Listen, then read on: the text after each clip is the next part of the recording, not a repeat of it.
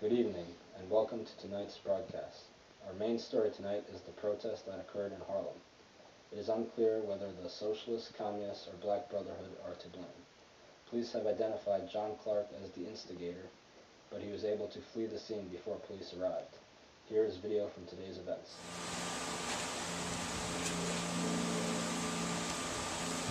Welcome, comrades, and greetings from the Communist Party.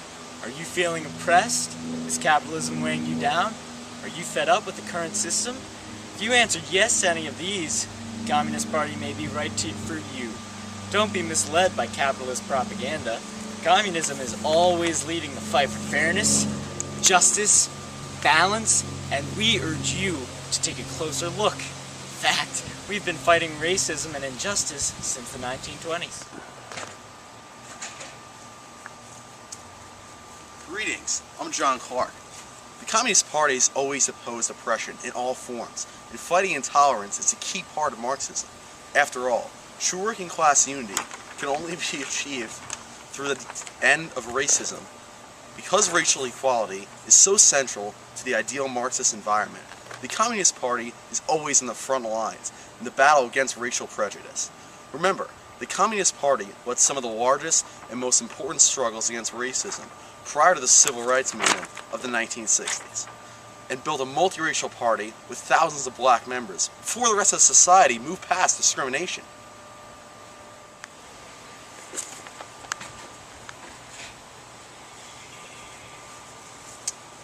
Hey, I'm Matt Sather, here to talk to you about communism. During the early 20th century, a socialist movement for the liberation of American blacks began to develop in the Harlem section of New York City. And the movement included a large number of immigrants from the British West Indies and other islands from the Caribbean region. Many of these immigrants came out of colonialism and were therefore opposed to capitalism. Eager for equality, many turned to the Communist Party.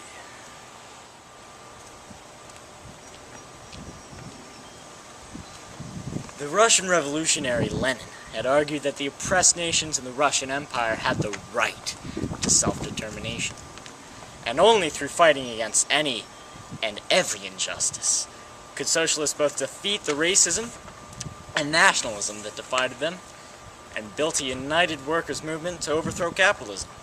This idea carried over into the oppressed African-American minority in the 1930s.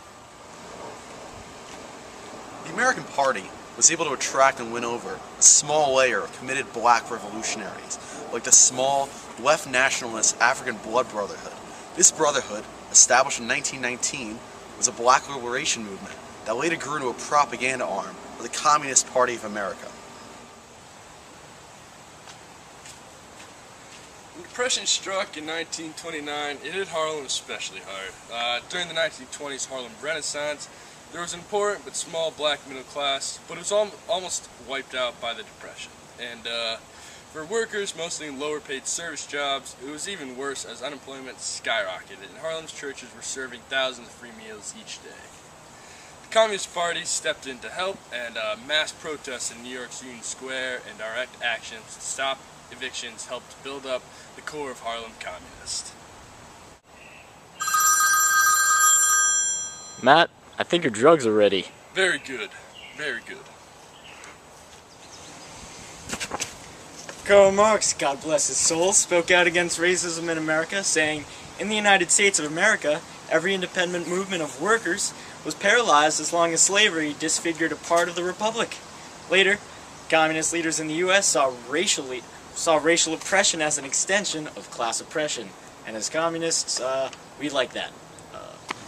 The incredibly harsh economic conditions of the 1930s also produced a breeding ground for communist support.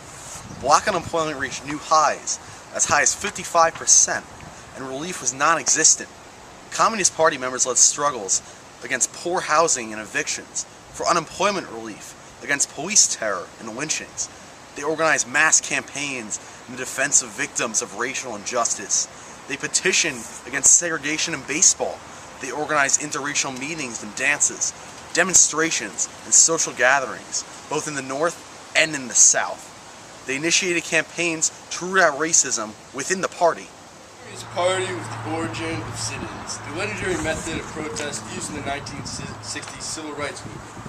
By 1938, the policy of enforcing racial equality meant that almost 10% of the Communist Party in America was black, along with many high-ranking leaders. Membership in this party exploded in the 1930s with nearly 8 million members. That's disgusting. Members were once again a key part of this with 500,000 in unions.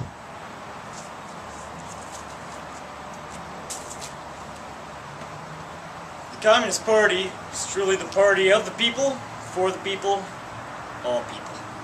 What the Communist Party accomplished in the 1930s shows the message of the movement. Equality for all, regardless of race or social status, especially in an oppressive society like the United States. These people oppressed by capitalist control, you need to come to the side that's right for you.